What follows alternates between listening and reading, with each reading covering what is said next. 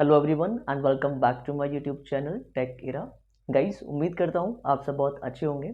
सो guys, ये SQL series का part 2 है।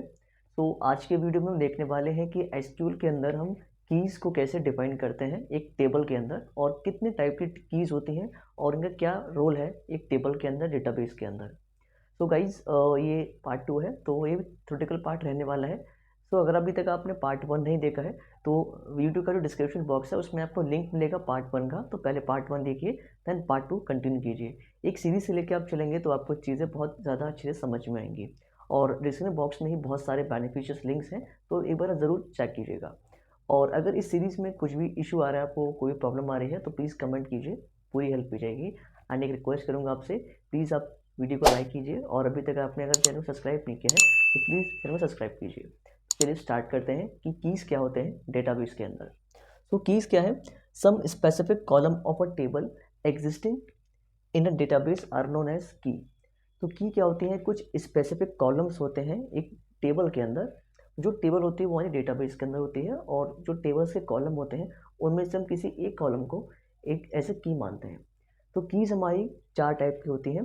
पहली की है हमारी कैंडिडेट की, दूसरी की है प्राइमरी की, तीसरी है अल्टरनेट की, और फोर्थ है आपकी फॉरेन की। तो अब हमारा रोल ये है कि हमको ये चेक करना है कि हम किस कॉलम को कौन सी की बनाएं, ये हम देखते हैं। सो अगर आपको कोई भी कॉलम को अगर बनाना है कैंडिडेट की, तो उसकी क्या कंडीशन है? All columns existing in a table having no double case is known as a candidate key. तो एक डेटाबेस के अंदर टेबल है और उस टेबल में 50 कॉलम्स हैं, मान लीजिए फॉर एग्जांपल।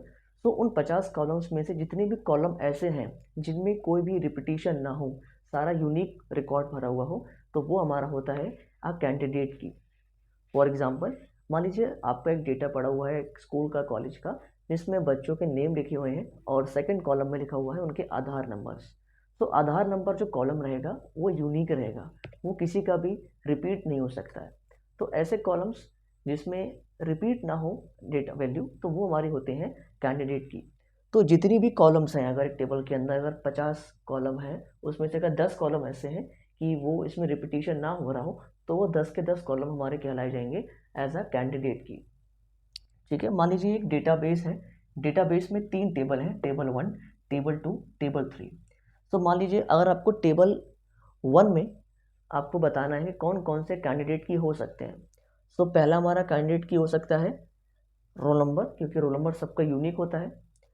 फिर है एड्रेस, एड्रेस सेम हो सकता है, दिल्ली किसी का एड्रेस है, किसी का मुंबई, हम एड्रेस हमने स्टेट लिखा है यहाँ पे, तो स्टेट सेम हो सकते हैं लोगों के, तो ये एक यूनिक कॉलम नहीं है। बाकी है मोबाइल, तो मोबाइल नंबर सबका यूनिक होता है। तो एक दो कॉलम ऐसे हैं इस टेबल में जो कि आपके हैं कैंडिडेट की, टेबल 1 के अंदर। अब बात करते हैं टेबल 2। तो टेबल 2 में हमारे 4 कॉलम हैं, roll number, name, percentage, class. तो इस टेबल में क्या है? एक रोल नंबर ऐसा कॉलम है जो कि रिपीट नहीं होगा। अब नेम तो सेम हो सकता है ना, जैसे कि मेरा नाम सुदर्शन है, अब दुनिया में किसी और का नाम भी सुदर्शन हो सकता है। अगर वो मेरे कॉलेज में पढ़ रहा होगा तो डेटाबेस में उसका नाम भी आ जाएगा। तो यहाँ पे नेम यूनिक नहीं हो सकता है, परसेंटेज है वो भी यूनिक नहीं हो सकती है, और क्लास भी यूनिक नहीं हो सकता है। तो टेबल 2 में केवल एक ही कॉलम ऐसा यूनिक है, वो है रोल नंबर। और फिर थर्ड टेबल है हमारी, इसमें एक रोल नंबर है, ये हमारा यूनिक है, और है सेकंड कॉलम है आईडी। तो ये दो ऐसे कॉलम्स हैं जो कि यूनिक है। आईडीज भी आपकी रिपीट नहीं हो सकती। मान लीजिए पैन कार्ड नंबर है, आधार कार्ड नंबर है, किसी की आईडी लिखी हुई है, रोल नंबर लिखा हुआ है, ये सारी जो है ये यूनिक है, ये कभी भी रिपीट नहीं होंगी। तो सारे वो कॉलम्स टेबल के अंदर जो रिपीट ना हो रहे हो वैल्यूज के अंदर, वो हमारी कहलाई जाएंगी कैंडिडेट की। ठीक है, सेकेंड चीज है हमारा प्राइमरी की। तो among all available candidate key, one column is considered as main column of a table known as primary की।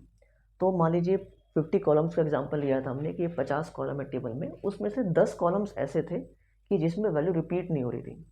फिर बाय डिफ़ॉल्ट हम किसी एक को भी अपने चॉइस के अनुसार हम किसी एक को मान लेंगे मेन की, और उसको हम बोलेंगे एज अ प्राइमरी की।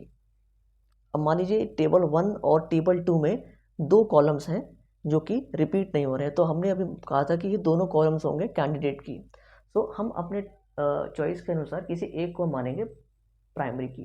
तो मैंने कह दिया कि जो रोल नंबर वाला है ये मेरा है एक प्राइमरी की, मैंने यहाँ लिख दिया है P। सो इस टेबल के लिए 2 कॉलम हमारे कैंडिडेट की है, जिसमें से एक कॉलम को मैंने माना है मेन कॉलम और वो है रोल नंबर वाला, उसको मैंने मान लिया है प्राइमरी की। तो आप एज पर चॉइस किसी को भी एक कॉलम को मान सकते हैं एज अ मेन कॉलम और वो है प्राइमरी की।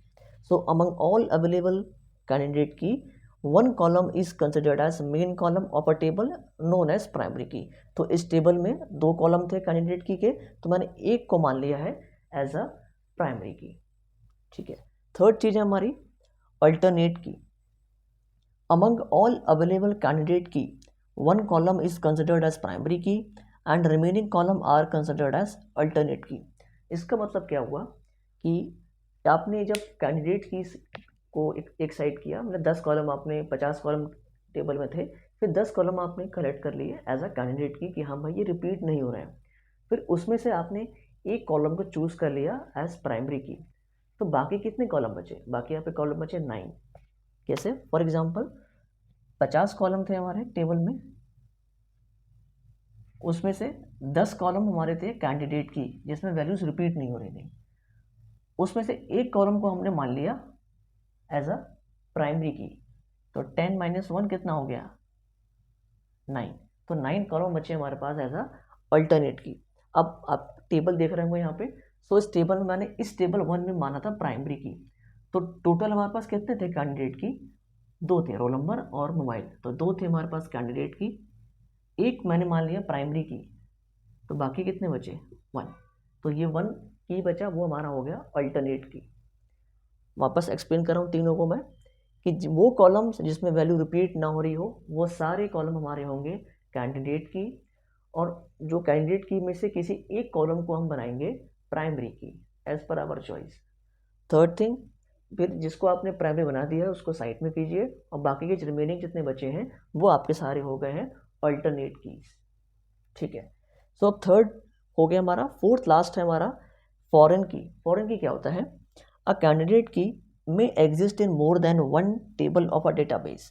If in one table it is considered as primary key but not in other table, then the column will considered as foreign key for all those tables.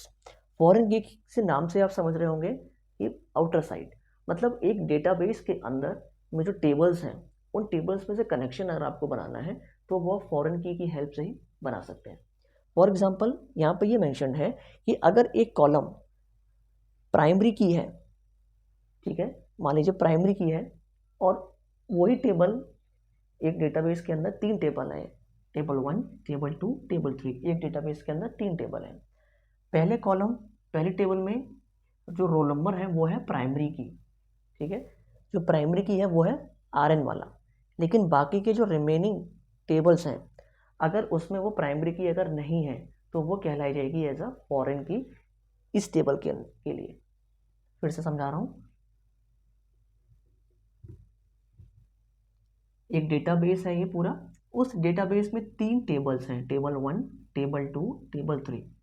अब table 1 में जो roll number वाला column है वो है primary की हमारा, ठीक है, और टेबल 2 और टेबल 3 में हमने रोल नंबर वाले कॉलम देखे सेम है, लेकिन हमने इन दोनों टेबल्स में इसको प्राइमरी की कंसिडर नहीं करा है। तो हमने इसको प्राइमरी की कंसिडर नहीं करा है तो वो इस टेबल के लिए ये कॉलम्स कहलाए जाएंगे फॉरेन की। ठीक है, तो कनेक्शन आप जब करेंगे, कनेक्शन करेंगे टेबल्स का, तो उसमें आप चेक करेंगे कि आपने जिस टेबल का कनेक्शन कर रहे हैं वो कॉलम अगर इस कॉलम में एज अ प्राइमरी की नहीं है तो वो होगा एज अ फॉरेन की। तो ये वाले कॉलम्स कहलाए जाएंगे आपके फॉरेन कीज। अगर यहाँ पे इनको प्राइमरी कंसिडर नहीं किया गया है तो ये कॉलम कहलाए जाएंगे RN वाले आपके एज अ फॉरेन की। ठीक है, तो मैं वापस से समराइज कर रहा हूँ यहाँ पे। कैंडिडेट की हो गया आपका कि सारे कॉलम्स वो जो रिपीट ना हो रहे वैल्यूज वो सारे कैंडिडेट की, उसमें से किसी एक को आपने प्राइमरी चूज कर लिया है। थर्ड थिंग, बाकी के जो बचे हैं रिमेनिंग वो आपके हो गए अल्टरनेट कीज।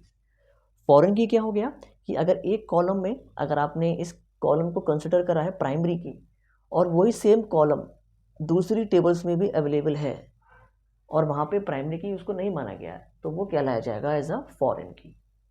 ठीक है, तो बेसिक कॉन्सेप्ट था कीज़ का। आई होप आपको कीज़ के बारे में समझ में आया होगा।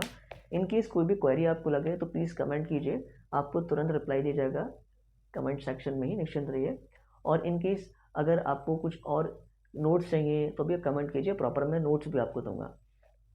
तो ये क्वेश्चन जो है आपके एग्जाम्स वगैरह में ज़रूर आता है कीज़ का, कि कितने टाइप के कीज़ होते हैं, और प्रॉपर एक्सप्लेनेशन आपसे पूछा जाता है। तो बहुत इंपॉर्टेंट पार्ट है। कुछ भी मिसिंग हुआ हो इस वीडियो में तो कमेंट कीजिए, वो नेक्स्ट वीडियो में कवर करूँगा। ठीक है, तो ये थ्योरेटिकल पार्ट आई होप अब ख़त्म हो चुका है। यहाँ पे एक आध वीडियो में और होगा थ्योरेटिकल पार्ट, फिर हम अपना प्रैक्टिकल कंटिन्यू करेंगे एज अ एसक्यूएल कमांड में। ठीक है, तो उम्मीद करूँगा आपको वीडियो पसंद आई हो। Thank you so much.